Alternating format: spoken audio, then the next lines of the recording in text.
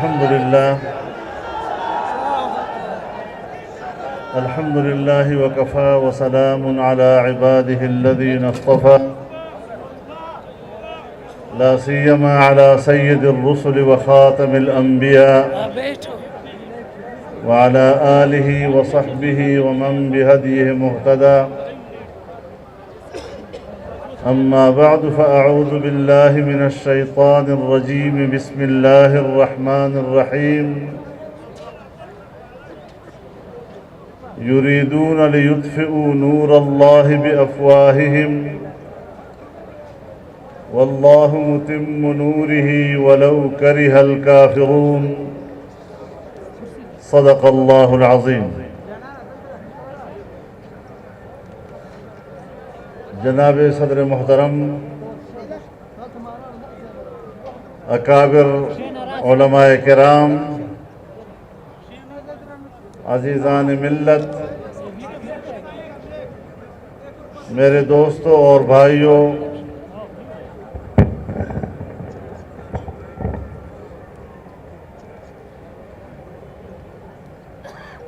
میرے لیے سعادت کی بات ہے کہ آج ایک بار پھر کوئٹہ میں علماء کرام کے اجتماع میں شریک ہو رہا ہوں.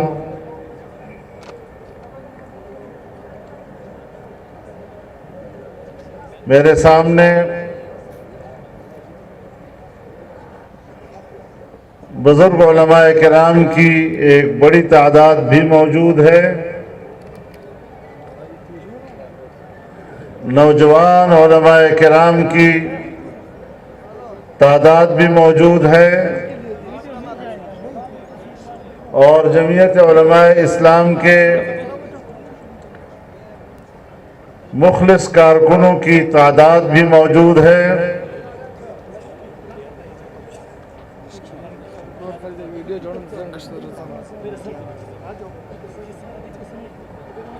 آج کے حالات میں ضرورت اس بات کی پڑی کہ کچھ مسائل پر علماء کرام کو اعتماد میں لیا جا سکے.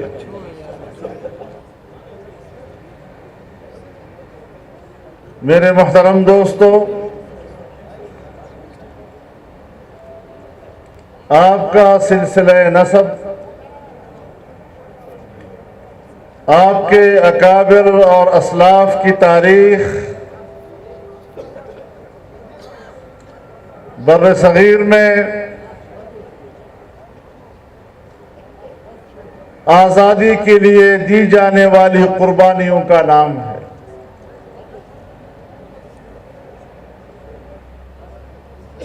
آپ سے زیادہ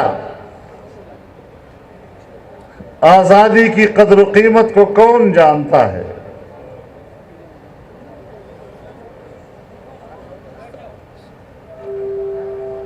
19ویں صدی کے آغاز میں آپ ہی کے اسلاف و اکابر نے ہندوستان کو دارالحرب قرار دیا اور بر صغیر کی آزادی کے لیے جہاد کا فتویٰ دیا.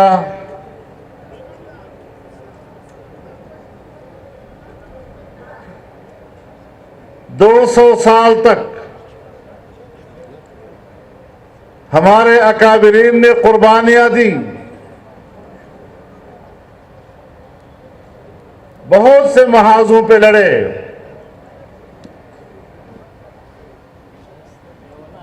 جہاد کے میدانوں کو اپنے خون سے سیراب کیا.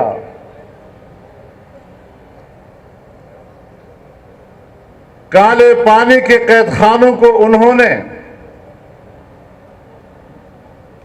اپنی زندگی کی آخری سانس تک آباد رکھا.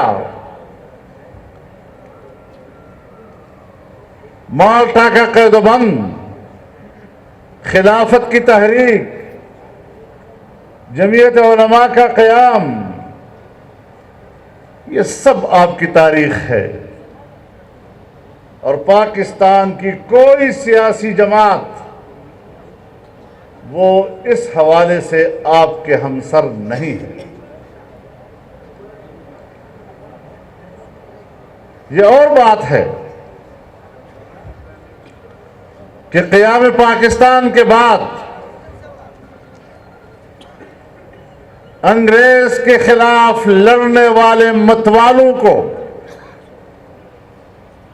اسی طرح باغی کی نظر سے دیکھا گیا جس طرح انگریز دیکھا کرتا تھا۔ میں یہاں آپ کو یہ بات بھی کہنا چاہتا ہوں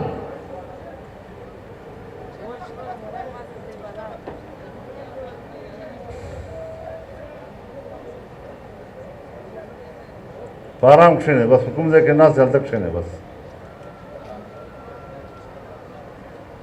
میں آپ کو یہ بھی عرض کر دینا چاہتا ہوں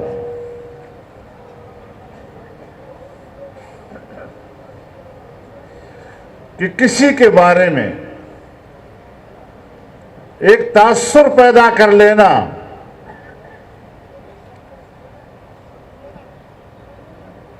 عام لوگوں میں اس کی ایک حیثیت بنانا،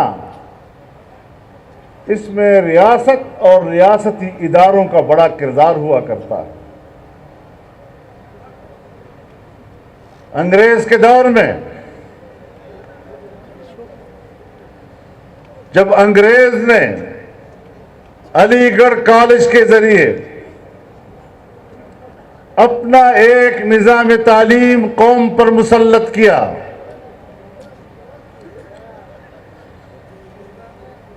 جو قرآن و حدیث کے علوم سے خالی تھا، فقہ کے علوم سے خالی تھا،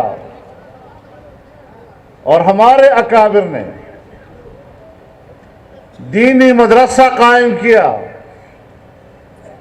جس طرح سرکار کے چھتری کے نیچے تعلیمی ادارے نے بر صغیر کے طول و عرض میں فروغ پایا، بالکل اسی طرح ہمارے اکابر کے قائم کردہ مدرسے نے بھی بر صغیر کے گوشے گوشے میں جگہ بنائی، اور محلے محلے، کوچے کوچے، گاؤں گاؤں ان کے نظام کے مقابلے میں قرآن و حدیث اور فقہ کے تحفظ کا نظام قوم کو عطا کیا۔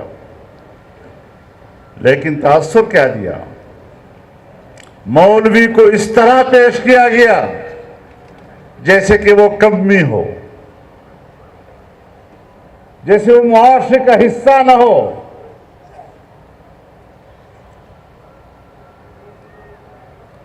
تانے دیا کرتے تھے والدین کو کہ تم نے بچے کو ملا بنا دیا، یہ کس کام کا ہوگا؟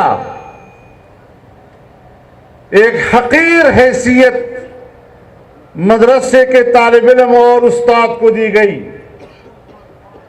اس میں انگریز نظام حکومت کا کردار تھا، انگریزی ریاست کا کردار تھا، اور آج بھی آپ دیکھ رہے ہیں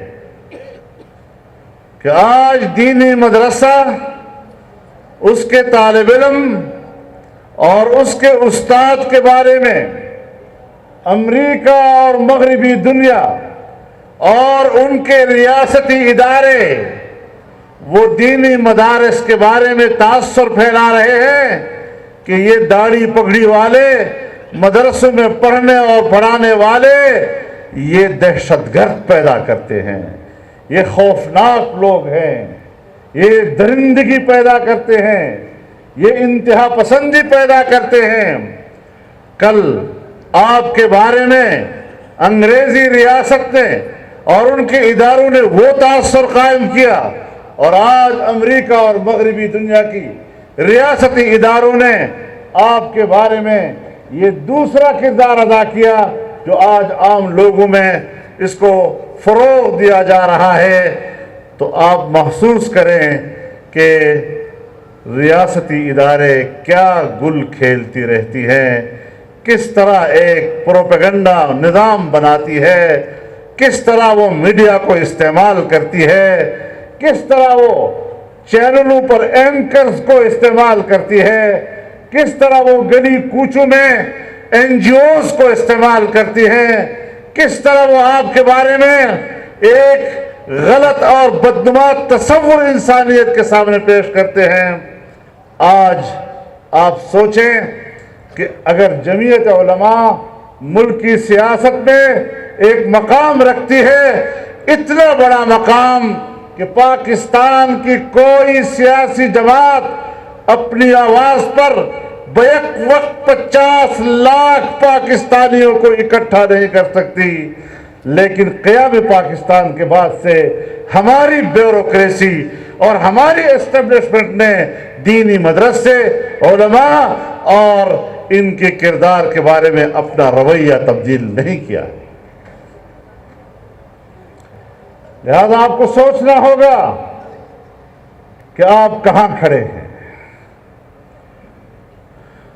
کس طرح آپ کے صفوں کو تقسیم کیا جا رہا ہے، کس طرح مولوی کی صورت میں آپ کے مقابلے میں مولوی لائے جاتے ہیں،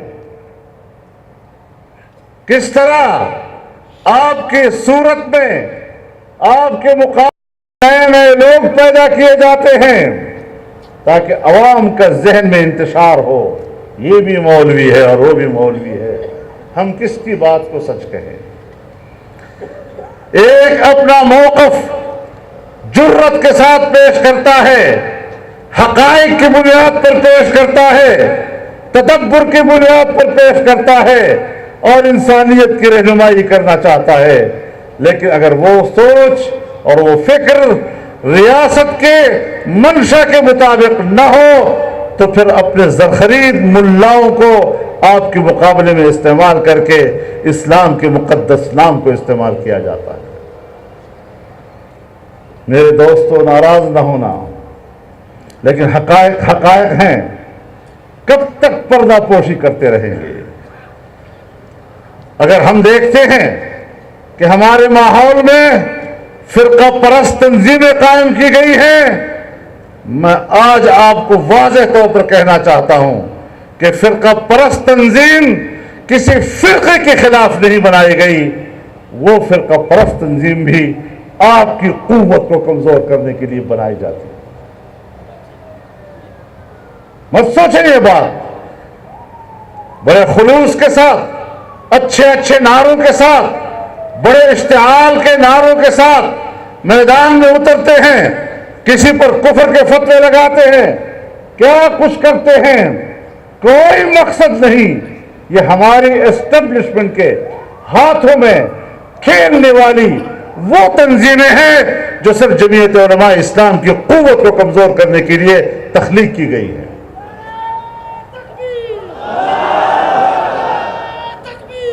اگر ہمارے مدارس میں مختلف تنظیمیں وجود میں آتی ہیں، کوئی فرقے کی بنیاد پر، کوئی جہاد کے نام پر، یہ سب تنظیمیں بڑے پاک اور مقدس نعروں کے ساتھ سامنے آتی ہے، لیکن در حقیقت یہ جمعیت علماء اسلام کے سیاسی مکتب فکر کو نقصان پہنچانے کے لیے ہوا کرتی ہے۔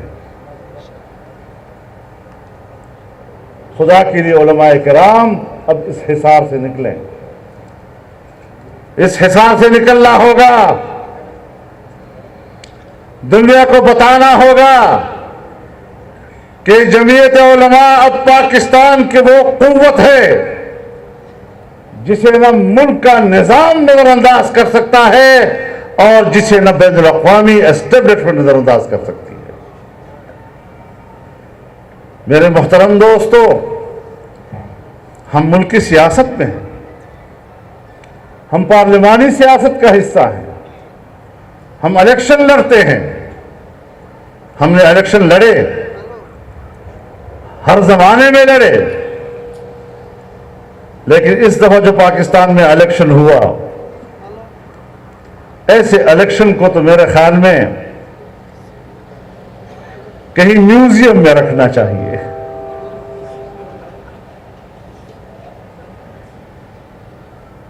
ایک مذاق، ایک مضحکہ. اور مجھے حیرت ہوتی ہے جب ہمارے ملک کا الیکشن کمیشن ڈٹائی کے ساتھ کہتا ہے کہ الیکشن بڑے شفاف ہوئے ہیں. ان کا ضمیر بھی اس وقت ان کو ملامت کر رہا ہوتا ہے جب وہ کہتے ہیں کہ الیکشن صاف اور شفاف ہوئے تھے.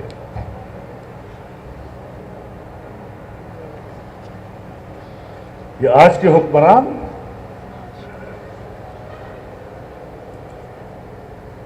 میری تو ابھی تک طبیعت آمادہ نہیں ہے کہ میں اس کو حکومت کا نام دے دوں.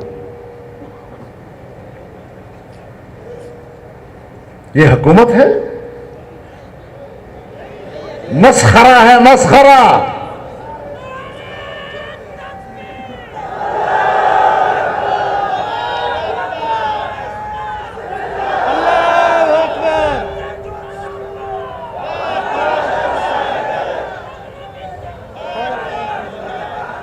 جس قسم کے لوگ آج اعلی مناصب پر فائز کر دیے گئے ہیں، یہ در حقیقت ان مناصب کی بے توقیری کرنا ہے. ان مناصب اور عہدوں کی بے توقیری اور تحقیر، اس کے علاوہ اور کوئی نہیں ہو سکتا. جس قسم کا شخص اگر وزیر اعظم کے نام پہ آج کل پہچانا جاتا ہے، یہ وزیر اعظم کے منصب کی توہین ہے، منصب کی. مجھے ایک دفعہ پریس کانفرنس میں پوچھا گیا کہ صاحب وہ تو بچت کر رہا ہے اور وہاں ملٹری سیکرٹری کے گھر میں رہتا ہے. میں نے کہا اس کی حیثیت ملٹری سیکرٹری کی ہے.